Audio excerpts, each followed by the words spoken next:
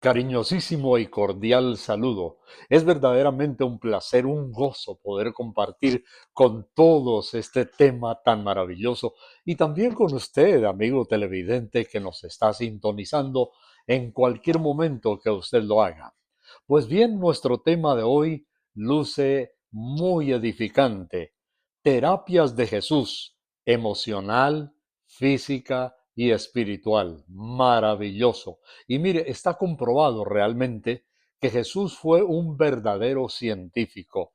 Y yo quiero remitirme inmediatamente a manera de introducción en el día de hoy para ver el caso específico donde Jesús hizo terapias en los tres sentidos, en las tres vías, lo que dicen, por ejemplo, algunos científicos acerca de nuestro estado emocional, nuestra inmunología, nuestras defensas, nuestro metabolismo y cómo el aspecto emocional viene a influir de una manera determinante en nuestra salud. Pues bien, hay dos facultativos que se unieron. La doctora Janice Kitcol-Glasser, que es psicóloga clínica, ponga atención a lo que estamos mirando, la parte emocional, y el virólogo, otro médico especialista, Ronald Glasser, extrajeron sangre de 40 estudiantes de medicina en distintas etapas del año escolar y de nuevo en la semana de los exámenes al final del semestre. Mire la comparación. La actividad de sus células exterminadoras naturales de los estudiantes decayó en la época de los exámenes finales y su capacidad, el metabolismo, el organismo, la capacidad de elaborar interferón o interferona, que es una proteína natural que nos inhibe, o sea, nos protege de las infecciones virales, declinó de una manera dramática durante los exámenes. El resultado no era simple coincidencia, dicen estos dos doctores, que no mucho tiempo enseguida o después, los estudiantes informaron que padecían de un gran número de problemas infecciosos, de gripe y de catarros con una tos muy fuerte. Entonces, ahí ellos hicieron el análisis. La psicóloga clínica, la doctora Kiel Cole y el virólogo Ronald, y coincidieron el uno en la parte emocional, la psicóloga, y el otro en la parte biológica, física del organismo de los estudiantes, que cuando estuvieron más tensionados, emocionalmente más asustados, en el cuadro clínico, en los exámenes, el interferón o interferona, proteína natural que nos protege precisamente de las infecciones, decayó y ahí fue cuando ellos estuvieron enfermos. Es posible que algunos profesores, por ejemplo, en nuestro tiempo o en cualquier momento digan, como llegaba el tiempo del examen y tenía susto o no se había preparado bien, dijo que estaba enfermo para no asistir en el momento de los exámenes, pero resulta que era cierto. Ahí ellos sufrieron las consecuencias del temor, el estrés y la ansiedad en el momento de la semana de los exámenes. Bueno, quería darles esta pequeña comparación para que nos demos cuenta cómo los estados emocionales influyen de una manera dramática en nuestra salud física también. Ahora, en el pasaje que vamos a leer, encontramos algo realmente sensacional, porque se encuentran ahí todas las etapas, o mejor, los aspectos importantes que una persona pudiera llegar a tener. Y yo me traslado inmediatamente para ver este análisis de igual manera con el médico, el doctor de doctores, Jesús de Nazaret. Si usted me quiere acompañar, por favor, sí, en el Evangelio según San Lucas hay un caso combinado de situaciones, de conflicto, que nos va a ayudar y a servir muchísimo. Sí, en Lucas, el Evangelio, el capítulo 7 y el versículo 11 se narra el siguiente caso que es realmente emocionante. Dice, aconteció después que Jesús iba a la ciudad que se llama Naín. Esto es en el Medio Oriente, una ciudad poco conocida, pero que es cerca de Capernaum o Cafarnaúm, como le decían. Y con él iba una gran multitud de personas y también muchos de sus discípulos. Cuando llegó cerca a la puerta de la ciudad, he aquí que llevaban a enterrar un difunto, hijo único de su madre, la cual era viuda. Vayan mirando las características, por favor. Hijo único, ella mujer viuda, y había con ella mucha gente de la ciudad. Y cuando el Señor Jesús la vio, se compadeció de ella y le dijo, no llores, no llores. Y acercándose, tocó el féretro, y los que lo llevaban se detuvieron, y dijo, joven, a ti te digo, levántate. Entonces se incorporó el que había muerto y comenzó a hablar. ¡Guau! A, a mí me hubiera gustado, pero Lucas no registra en el Evangelio qué fue lo que dijo el muchacho, el jovencito, cuando comenzó a hablar. Hay cosas, como estuve leyendo también esta semana en la Biblia, que después que Jesús resucitó, dice que si se escribieran todas las cosas y milagros que él hizo después de su resurrección y también parte de cuando estaba en vida antes de ir a la cruz, dijo el evangelista Juan que no cabrían en todos los libros del mundo. Imagínense la cantidad tremenda de milagros. Pues la Biblia dice que el jovencito comenzó a hablar, pero no dice qué fue lo que dijo.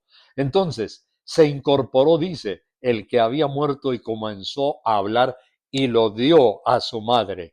Y todos tuvieron miedo y glorificaban a Dios diciendo, un gran profeta se ha levantado entre nosotros y Dios ha visitado a su pueblo. Claro, todavía para muchas multitudes, para mucha gente, Jesús era un incógnito, no sabían que era el Mesías, el Hijo de Dios. Entonces dijeron, un gran profeta se ha levantado. Él tenía realmente, era una fama de profeta. Y se extendió la fama de Cristo por toda Judea y por toda la región de alrededor. Imagínese si no iba a extenderse la fama de él con semejante milagro. Ahora bien, yo quiero compartir rápidamente algunos de estos tips interesantes de Jesús de Nazaret y encuentro algunos aspectos muy importantes. El primero de ellos es que la Biblia dice que el Señor la vio. Esto es maravilloso. Dice la Biblia, y el Señor la vio cuando se acercó a la puerta de la ciudad. Versículo 13 de Lucas 7. La vio. Este ver es la mirada de Dios. Y justamente hay muchas personas, incluso en el mundo de la actualidad, que dicen, a mí Dios no me ve, a mí Dios no me tiene en cuenta. Primer aspecto emocional. Muchas personas realmente se sienten abandonadas, solitarias. Imagínese el caso de esta mujer. Era viuda, era su único hijo y pues va llorando con la gente de la ciudad que la está acompañando, pero no sabemos qué condición económica tenía. Quizá ella se había sentido también abandonada de su familia, porque no dice que sus familiares, sus parientes iban con ella, pero gente, supuestamente eran amigos, pero extraños en el sentido del nexo familiar. Así que la Biblia dice que el Señor Jesús la vio. La primera cosa que yo quiero decirte a ti, y a ti, amigo televidente, a las personas que se sienten solos, que no los tienen en cuenta, que son rechazados, algunos de ellos en la imaginación, pero otros en la vida real son rechazados. Nadie los quiere o por lo menos nadie los tiene en cuenta. La Biblia dice que el Señor la vio. Hay un texto en el Antiguo Testamento, en el libro de los Salmos, que dice, los ojos del Señor están sobre toda la tierra. Oh, qué maravilloso, qué reconfortante es que si somos anónimos para otras personas, para gente importante, aún para tu propia familia, para Dios, tú no eres un anónimo. Él está mirando, los ojos del Señor están escrutando. Hoy tenemos, por ejemplo, los satélites, incluso algunos de ellos de espías militares. Y se afirma, por ejemplo, que los satélites, la mayoría, los que por ejemplo utilizan los Estados Unidos, son capaces desde semejante distancia en la órbita donde se encuentran de enfocar y hasta poder leer el texto de un parroquiano que está sentado en la banca de un parque. Se puede saber qué escrito es el que hay allí. Imagínense. Ahora, como si el ser humano ha logrado estos adelantos, ¿cómo serán los ojos de Dios que dice la Biblia? Contemplan toda la tierra. Alguien dice, pero ¿cómo podrá ser capaz de tener en cuenta a tantos millones de personas? Pues es que Él es el creador, Él es el genio, Él es el sabio, Él es el científico del universo. ¿Cómo no va a poder? Él conoce el palpitar de cada corazón. Él sabe la gente que se siente sola, se siente rechazada. Por eso la Biblia dice que el Señor la vio. ¿Qué vio el Señor? Vio varias cosas, entre ellas que esta mujer, por ejemplo, lo que ya acabamos de leer, él ya sabía que era viuda, él ya sabía que era su hijo único y él sabía el sufrimiento que le había rodeado, los elementos que tal vez ella tenía o había tenido que enfrentar en toda su vida en el pasado. Era su única compañía, era su hijito del alma, era viuda. Entonces, imagínese cómo sería el dolor y el sufrimiento de esta pobre mujer. Entonces, tenemos, por otro lado, aquí en la palabra de Dios, que el Señor habla acerca de la forma como Él puede acercarse a una persona. Y hay una pregunta que yo quiero hacerle a todos aquí, a nuestros televidentes. ¿Crees tú que Dios ignora la magnitud de tu sufrimiento? ¿Crees que Dios te ha abandonado cuando te sientes triste, cuando te sientes enfermo, cuando te sientes fracasado en tus estudios, por ejemplo, en tus metas como universitario o bachiller en la universidad, cuando has fracasado en los negocios, cuando no tienen los ingresos económicos suficientes, por lo menos dicen algunos, para subsistir?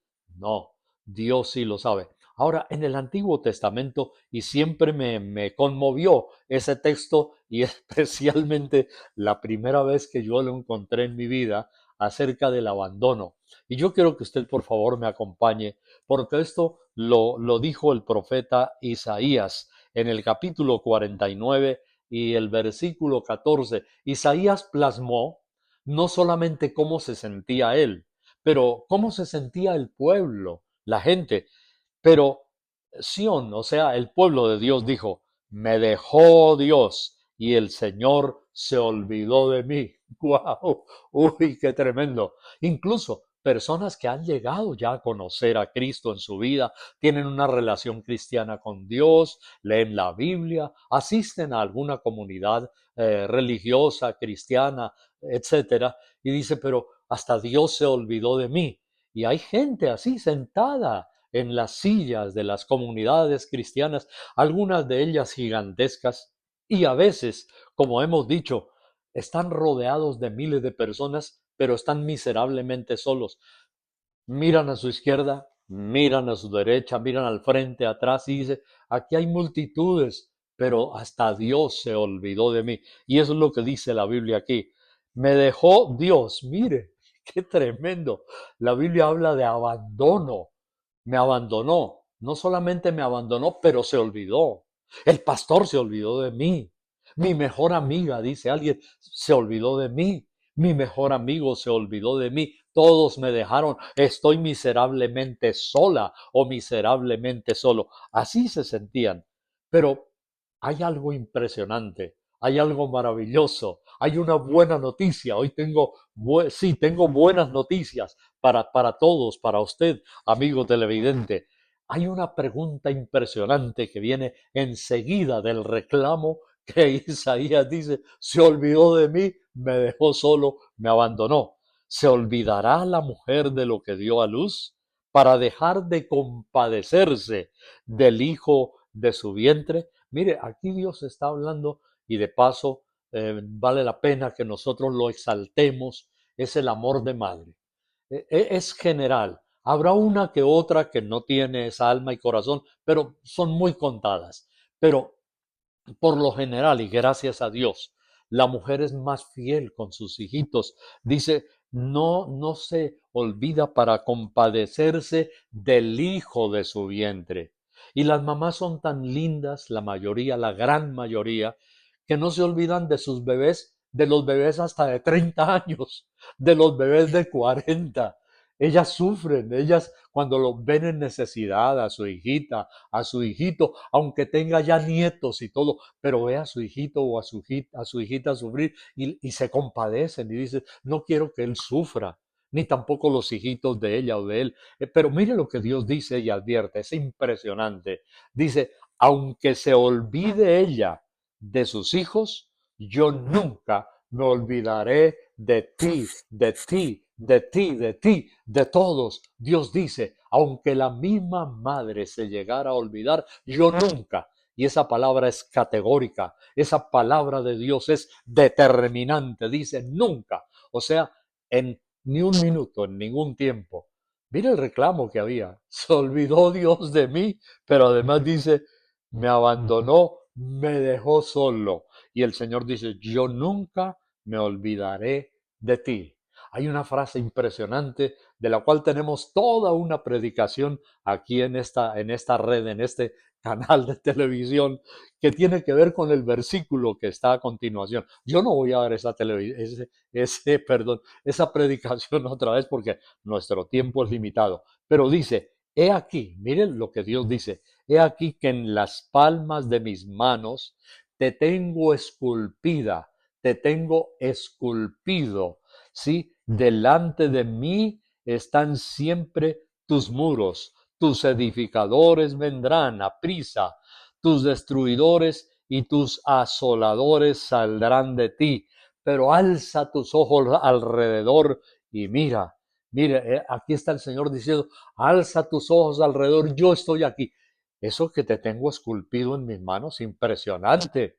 Usted, por ejemplo, va al mar, a la playa, se baña delicioso, hace hasta castillitos de arena, sus manos se llenan de arena, las de sus niños también. Qué bello cuando, de paso, importante, que los papás y las mamitas vayan a la playa y enseñen a sus hijitos también a hacer los castillos, porque ellos empiezan a soñar y tienen proyección a futuro. Pero mire, vamos a la playa y nuestras manos se llenan de arena. Pero cuando vuelve la siguiente ola, ha desaparecido todo de nuestras manos. Lo que Dios está diciendo aquí, pero tú no vas a desaparecer de mis manos, dice el Señor. Yo no te tengo, no tengo tu nombre en arena, ni en mis manos, ni lo escribí en la playa. En mis manos, dice el Señor, están esculpidos tus problemas, tus angustias, pero tu nombre, dice Él, tu nombre te tengo esculpido delante de mí. Qué maravilloso. Amigo, amiga, si estás sufriendo, si tienes problemas, si sabes de alguien que está pasando situaciones así, tan tristes y terribles, por favor, mándales el link de este mensaje porque van a ser edificados y les va a ayudar muchísimo saber que Dios sí está pendiente, que Él no se ha olvidado, que Él tiene en cuenta a los rechazados, que Él ve tus lágrimas, que Él sabe cuando alguien está sufriendo. Así que Él no ignora los fracasos, Él no ignora las metas que no has podido cumplir. Entonces, esa es la primera partecita. Dice, cuando el Señor la vio, se compadeció de ella, versículo 13. Y luego hay algo impresionante, también dice, se compadeció de ella.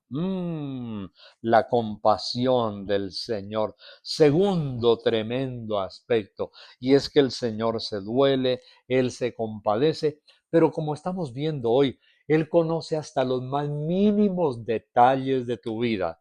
Los que crees que nadie conoce y que posiblemente es cierto, la Biblia nos dice aquí que Él sí conoce los detalles de nuestra vida. Claro, era una mujer viuda, era su hijo único, etcétera. Pero la tercera cosa que yo quiero ver en el día de hoy, muy importante, es que Él vino, el Señor vino. Dice que Él vino y le dijo, no llores, acercándose.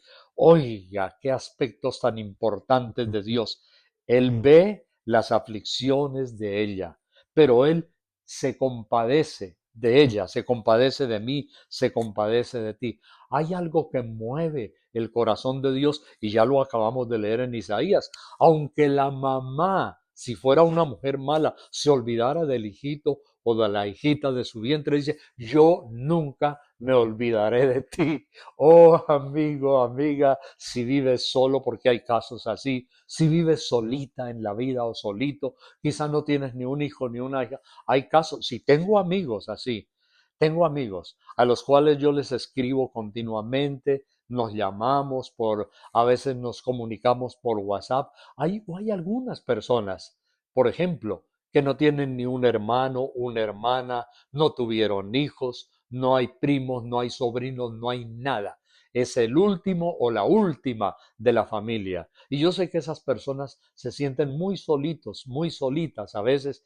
Y entonces, si tú sabes un caso así, envíales esta predicación y procuremos de todas maneras siempre estar pendientes porque la Biblia nos dice aquí que el Señor se compadeció, que el Señor se acercó, que el Señor vino y luego entonces después de que Él ve la aflicción y se compadece, entonces Él se acerca. Mire lo que dice el versículo 14 en Lucas 7. Cuando vio todo ese panorama, la Biblia dice, el Señor Jesús acercándose. Oh, esto es maravilloso. Esto me conmueve, porque desde que yo estaba jovencito, niño, he sentido realmente multitud de veces, casi de manera literal. En algunas ocasiones uno dice, no lo veo, pero lo puedo sentir. Se acercó a mí, se acercó a mí, Él vino a mí. Si nadie se ha querido acercar a ti, dicen, no, pobre hombre, pobre mujer. Hay algunos que dicen palabras que en Colombia son despectivas. Pobre chiliproso. ¿Quién es un chiliproso? Una persona a veces sucio, pobre, vestido de harapos, que no tiene nada. Dice, pobre chiliproso. Mire, a esas personas que creen, dicen, yo soy muy pobre, por eso tal vez no eres chiliproso o chiliprosa, pero dicen, yo soy muy pobre, no tengo que cambiarme continuamente, a mí me menosprecian, a mí no me miran bien, pero vea lo que la Biblia dice, el Señor se acercó. Este día tengo buenas noticias y te las quiero decir. El Señor se acerca a tu miseria. Él viene a tu necesidad. Pero luego dice la Biblia, tocó el féretro. Uf, qué maravilloso, qué lindo es el toque de Jesús de Nazaret. Y la Biblia dice, tocó el féretro. Y los que lo llevaban, el féretro, se detuvieron. Ahí estaba el cajón del muerto. Y empezó a hablarle. Supongo que muchas personas dirían, este es un profeta loco, se pone a hablarle a un muerto y le dijo, joven, a ti te digo, levántate. Uf, qué cosa tan impresionante. Si no hubiera sucedido el milagro, se hubieran reído de él, lo hubieran difamado. Al día siguiente, aunque en esa época no había periódicos, sí, pero al día siguiente hubiera aparecido en todos los periódicos. ¿Qué quiero significar? En la época del Imperio Romano, como en otros imperios, había, imagínense, había, y esto es interesante, los pregoneros del rey. ¿Quiénes eran los pregoneros del rey? Eran personas que iban vociferando a voz en cuello cuando había un edicto o un decreto, imagínense, un decreto o un edicto, él iba vociferando y gritando por todas partes, decreto imperial. Y se subían, a veces pedían prestadas las azoteas para gritar desde allá. Por eso el Señor en una ocasión, hablando de los evangelistas, valga la pena recordarlo, el evangelista es el que proclama, es el pregonero, querigma, se dice en el griego, proclama, predica, grita a voz en cuello la palabra. El Señor dijo, lo que yo les he dicho a ustedes en privado, proclamadlo desde las azoteas. Eran los correos, eran los correos del rey. Eso precisamente. Entonces, aquí encontramos a Jesús que dice, levántate. La Biblia dice en el versículo 15 de Lucas 7, entonces se incorporó el que había muerto y comenzó a hablar. Qué cosa tan impresionante. Realmente esto es sobrecogedor.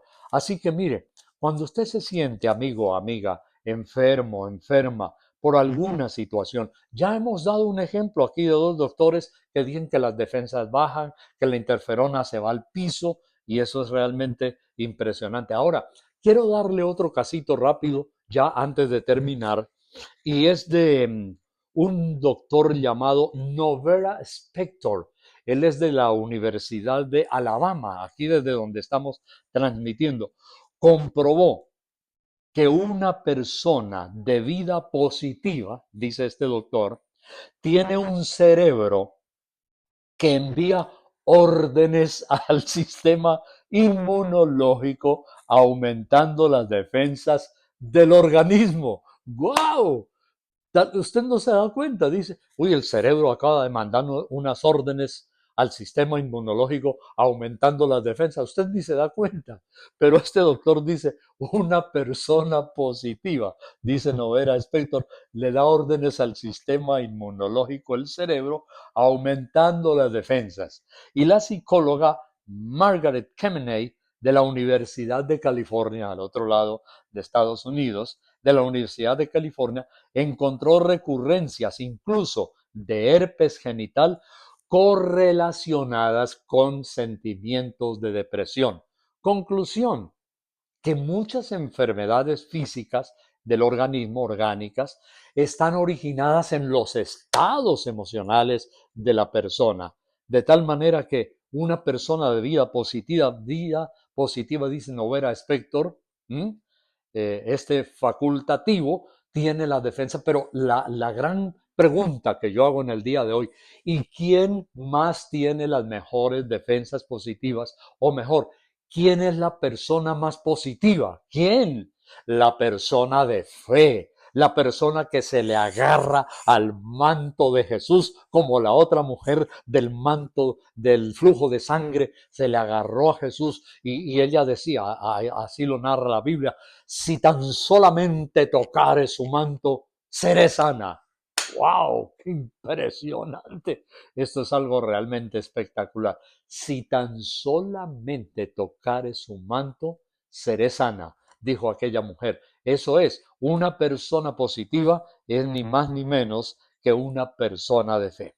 Al concluir hoy, quiero decirte, amigo televidente, y a todos nosotros, que Jesús ordena, Jesús se compadece, Jesús ve y conoce la magnitud del problema, pero Él toca y Él da una orden. Dice, levántate. Y la Biblia nos dice que se incorporó el que había muerto. Ahora, al concluir hoy quiero decirte, Él transforma las situaciones. Le entregaron un muerto y Él lo devolvió en vida. Significa, Dios cambia las situaciones y las condiciones y devuelve las facultades que hemos perdido. La Biblia dice que Él comenzó a hablar y lo dio a su madre. Amigo, al concluir hoy quiero decirte, Él puede tomar tu cadáver espiritual, tu cadáver emocional. Por eso nuestro tema de hoy, Dios ministra, Dios bendice. Por eso nuestro tema de hoy, Él es un terapeuta emocional, del alma, del cuerpo y espiritual. Y esa es la última partecita, que puedes sentirte un cadáver nauseabundo, putrefacto, por tu maldad, por tu pecado, y dice, yo le apesto a Dios. Dios, ¿cómo me va a amar a mí con la situación de vida que llevo, con mis iras, con, bueno, lo que sea, tus vicios? Pero entonces la Biblia nos dice que Él es capaz de levantar los muertos espirituales también. Entrégale el cadáver de tu vida, de tus pecados. Y por eso al terminar, yo quiero llegar a nuestro último texto, en Efesios el capítulo 2, el muerto espiritual. Dice la Biblia, y Jesucristo, este es el versículo 1 de Efesios 2, y Jesucristo os dio vida a vosotros cuando estabais muertos en vuestros delitos y pecados.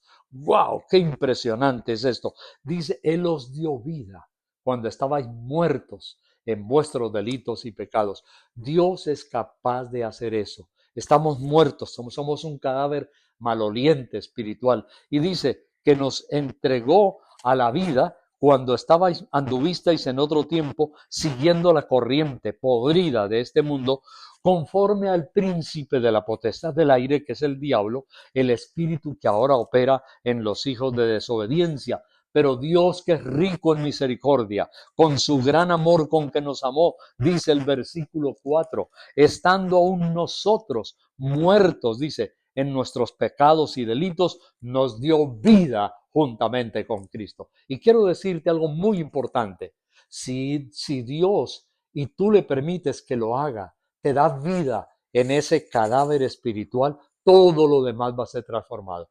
Tus emociones cambian. Recuerda, la gente de vida positiva es la gente de fe. Tu cuerpo va a ser curado, el milagro va a ser realizado. Entonces, te invito en el momento, en el día de hoy, para que veas un milagro de Dios y suceda lo que dice la Biblia. Después que el Señor le devolvió la vida a este muchacho, dice que la gente tuvo miedo y glorificaban a Dios. Qué importante es esto. Hay que darle gracias a Dios. Cada mañana que te levantes, dice: Señor, respiro, vivo. Gracias, Señor. Dale gracias incluso por lo que no has recibido. Dile: Señor, gracias por la comidita. En fin, por lo que sea. Entrégale tu vida a Cristo en este día. De verdad, yo te animo, yo te invito. Entrégale a Dios tu vida y dile: Señor, gracias por amarme. Gracias por cuidarme. Gracias por bendecirme. Dile así. Y yo sé que Dios va a hacer un milagro grande. Vamos a orar. Te invito ahí donde estás, amigo televidente, y a todos. Oremos a Dios. Cierra tus ojitos y haz una oración. Y dile así conmigo, repítelo. Dile: Señor Jesús, eso, te entrego mi vida. Te entrego, dile: Señor, te entrego el cadáver espiritual de mi ser. Límpiame, dile: límpiame con tu sangre de toda inmundicia, la sangre que tú derramaste por mí. Dile: Señor, te ruego que entres a mi vida. Declaro que soy un hijo tuyo y que soy, Señor, redimido, que tú eres mi Salvador. Dile que tú eres mi Salvador. Y de hoy en adelante, dile: dame el poder de tu Espíritu Santo para obedecerte y seguir fiel contigo. En el nombre de Jesús, dile: sana mi enfermedad emocional, dile: sana mi enfermedad económica y ayúdame, Señor, a serte fiel todos los días de mi vida. Amén. Amén. Amigo, Dios te bendiga.